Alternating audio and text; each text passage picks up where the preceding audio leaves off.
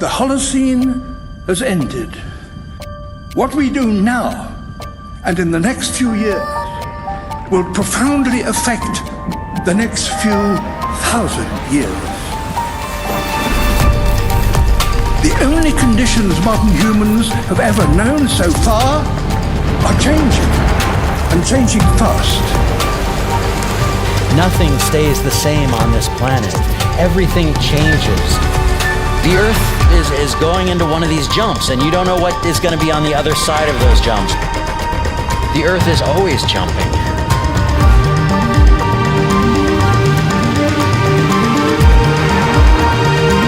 Things move on this planet. Things are not still. Everything is turning.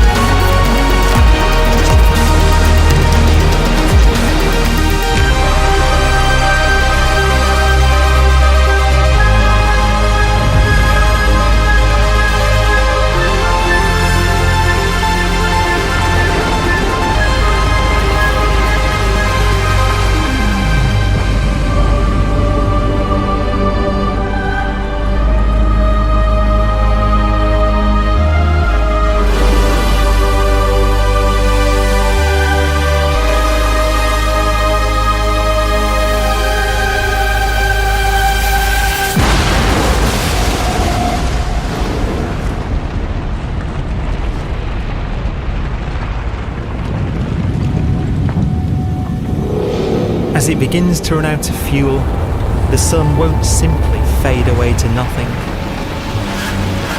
Its core will collapse, and the extra heat this generates will cause its outer layers to expand.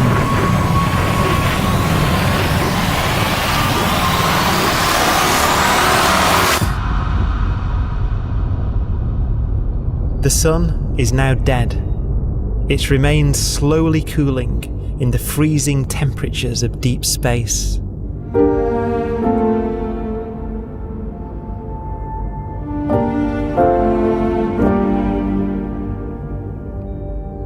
The fate of the sun is the same as for all stars. One day they must all eventually die, and the cosmos will be plunged into eternal night. All stars eventually will run out of fuel. The temperature of the universe drops. The stars, one by one, in the night sky, will turn off. And there'll be no more new stars created. And so that the universe will end not with a bang, but with a whimper. And not in fire, but in ice.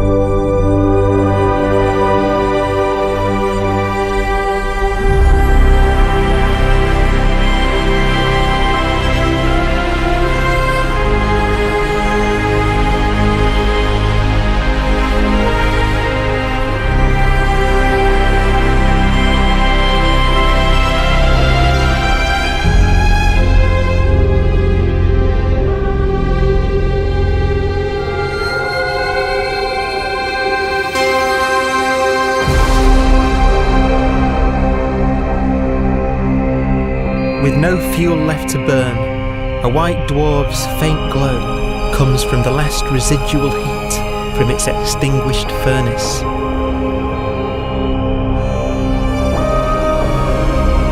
Looking at it from where the Earth is now, it would only generate the same amount of light as the full moon on a clear night.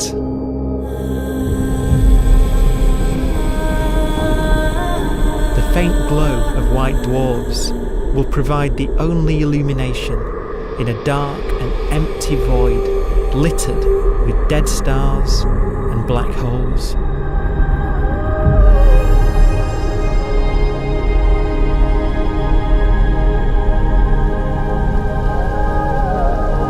In some ways, it's kind of a ghost universe. It's the corpses, the zombie stars, that will take us into the future.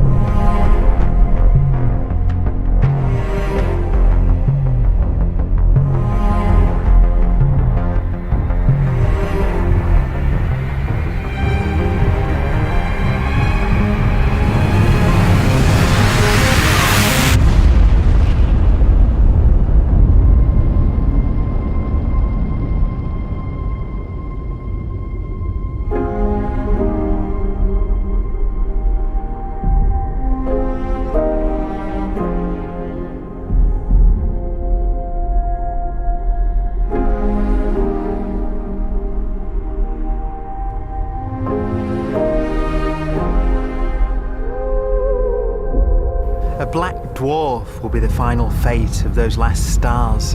White dwarfs that have become so cold that they barely emit any more heat or light.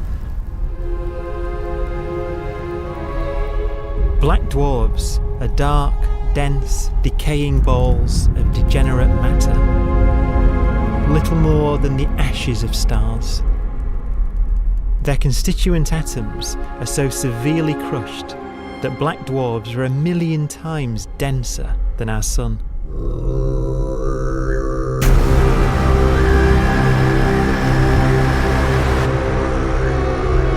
Stars take so long to reach this point, we believe there are currently no black dwarfs in the universe.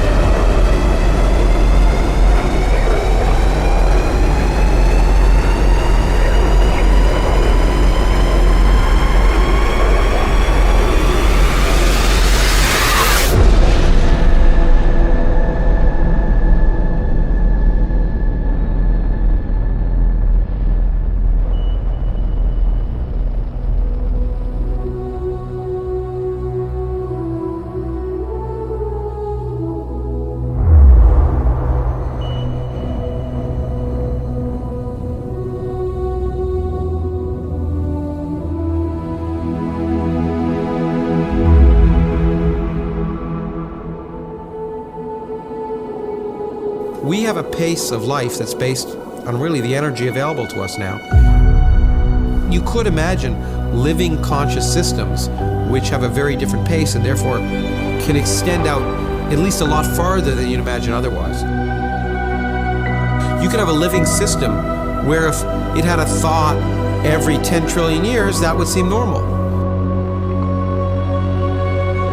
Even if our life dies out, one could imagine at some time arbitrarily far in the future, a fluctuation occurs which allows intelligent life to exist again for a little while. So you might have islands in time of intelligence.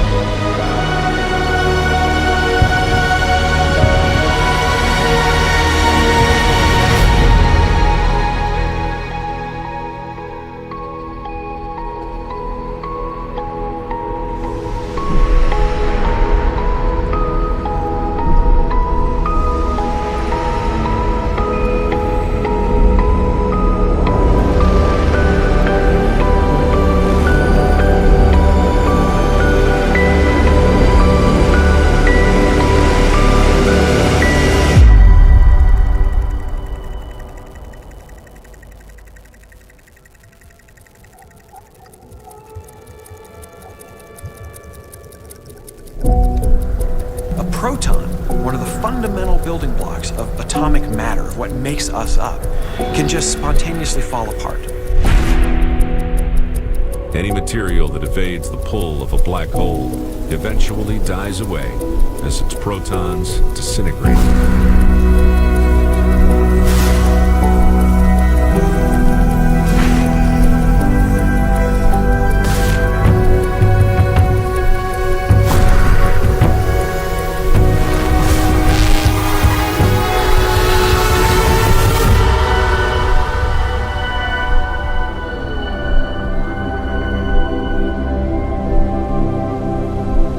The matter inside black dwarfs, the last matter in the universe, will eventually evaporate away and be carried off into the void as radiation, leaving absolutely nothing behind.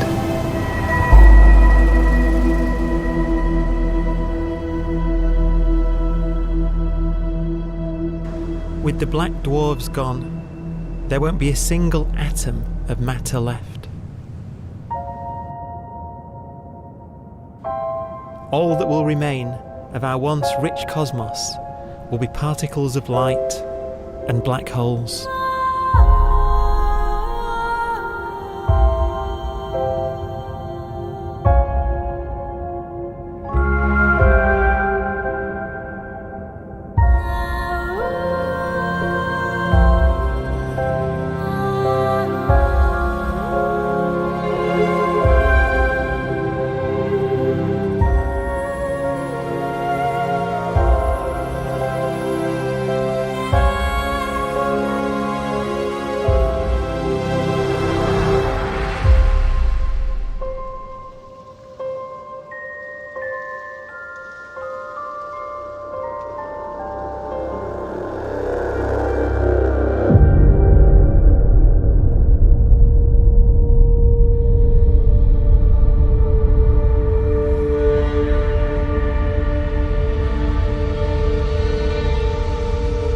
The arrow of time creates a bright window in the universe's adolescence, during which life is possible.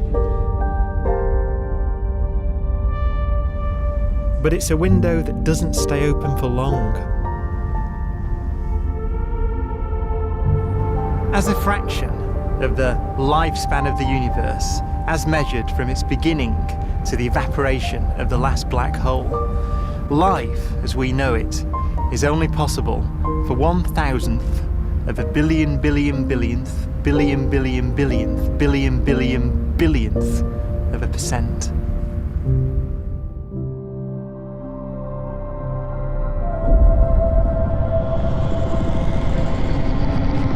Black holes become the fundamental building block of the universe. A galaxy will basically be a supermassive black hole in a center with smaller black holes orbiting it. Zombie galaxies filled with black holes continue to evolve. They'll lead each other and they'll get bigger, and maybe they'll fall into the supermassive black hole and it'll get bigger. The universe will still be an exciting, dynamic place. It's just that the timescales you're talking about are now trillions of years instead of thousands or millions of years.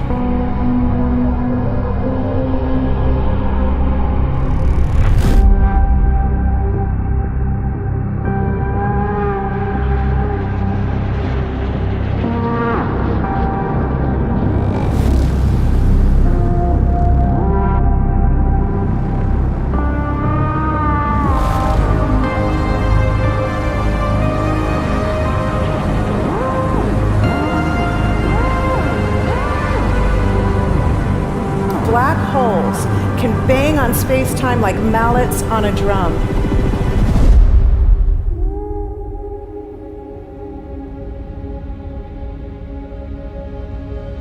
And they have a very characteristic song.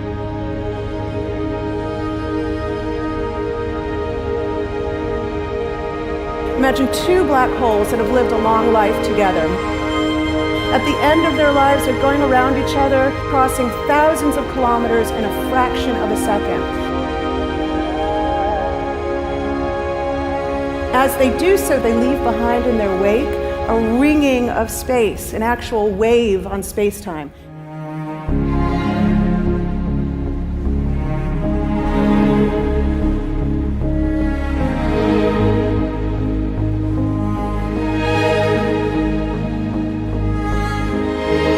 space squeezes and stretches as it emanates out from these black holes banging on the universe.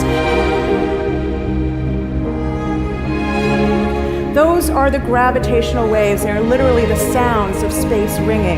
And they will travel out from these black holes at the speed of light as they ring down and coalesce to one spinning, quiet black hole.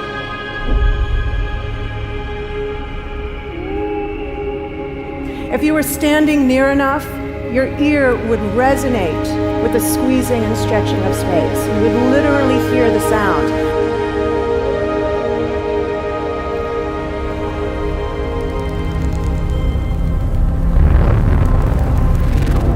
Imagine a lighter black hole falling into a very heavy black hole. The sound you're hearing is a light black hole banging on space each time it gets close.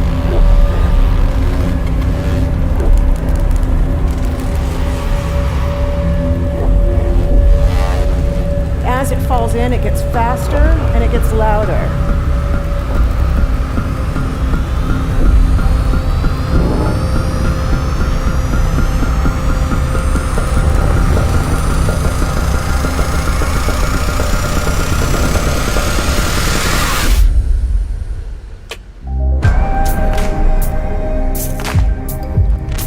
Scientists used to think black holes were immortal, but even these will one day die.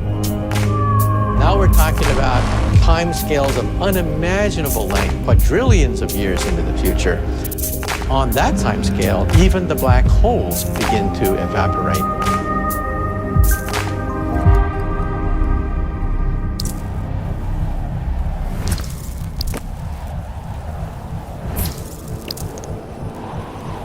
According to quantum mechanics, space is filled with virtual particles, antiparticles, that are constantly materializing in pairs, separating, coming together again, and annihilating each other.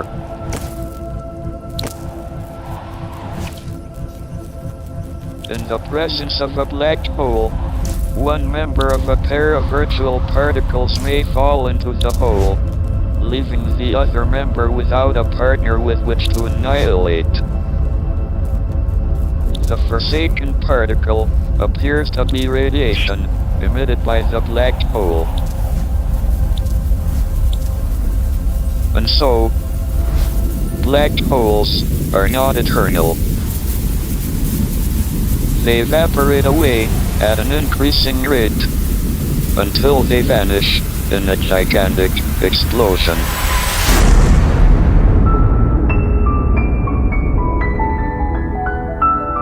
Quantum mechanics has allowed particles and radiation to escape from the ultimate prison, a black hole.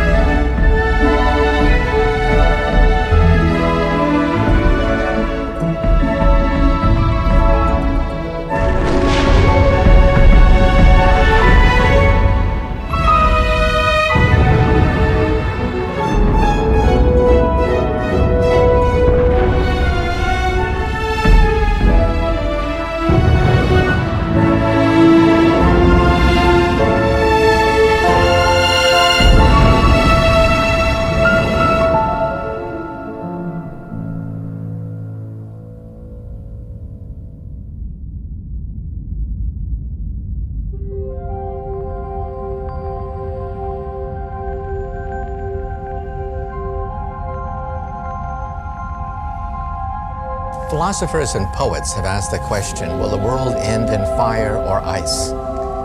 We can now give an answer.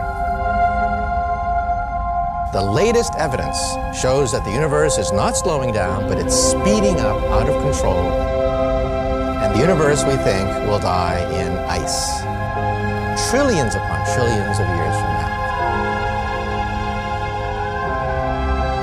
Empty space itself has energy. In every little cubic centimeter of space, whether or not there's stuff whether or not there's particles, matter, radiation, or whatever, there is still energy even in the space itself.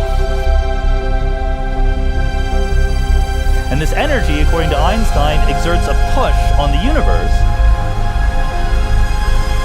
What is the weird stuff that's accelerating the universe? We call it dark energy. And this stuff is the dominant stuff of the universe. Almost 3/4 of the matter-energy content of the universe is this dark energy. And we don't know what it is.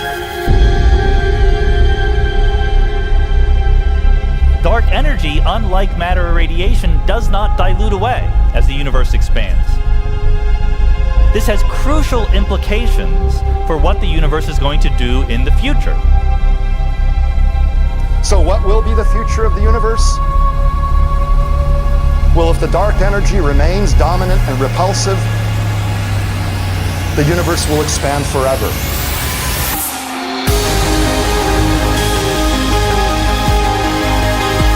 Faster and faster and faster with time. A runaway universe.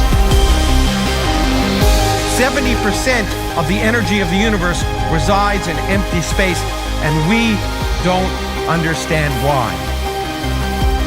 But we do know what will happen. If that energy continues to be there, the universe will become cold and dark and empty. That's the future as it might be. We don't know because we don't yet understand the nature of dark energy. Until we do, we won't know the future. We won't even understand our own origins. And that's why we want to know and study this subject.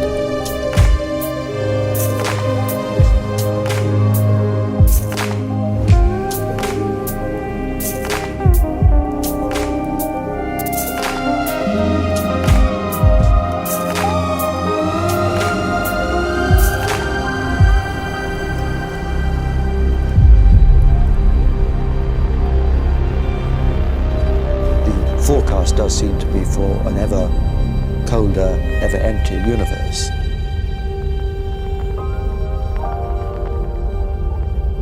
But then, of course, we have to ask, could that end lead to a new beginning? And there are ideas whereby what actually is the end of our universe could in some sense be linked to the beginning of a new one.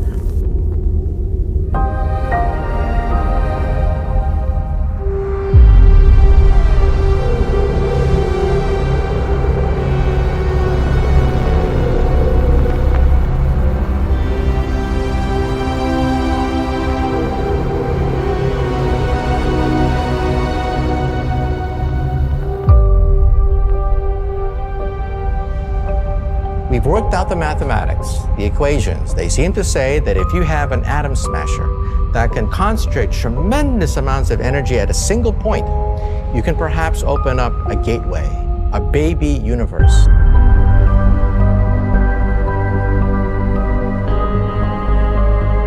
Facing the death of everything there is, this perhaps is their only possibility of escape. And this also raises a very intriguing possibility, sheer speculation of course, that perhaps any universe that has intelligent life in it will create baby universes, will create lifeboats, and proliferate child universes. So an evolution may take among universes in the multiverse. Survival of the fittest may take place. So those universes which do not have intelligent life are infertile. They have no children. But those universes that have mild temperatures, stars like us, would create civilizations that could open up child universes, and they would then proliferate.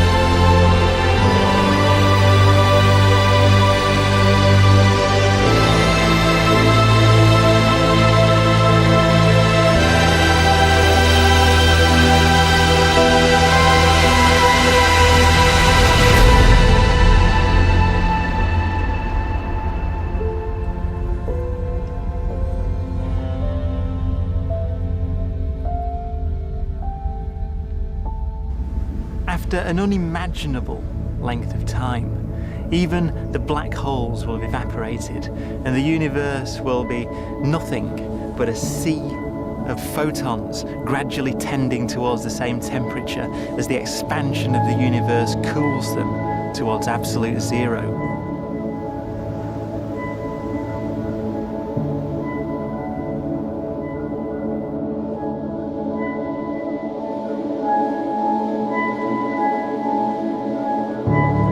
Once the very last remnants of the very last stars have finally decayed away to nothing, and everything reaches the same temperature, the story of the universe finally comes to an end.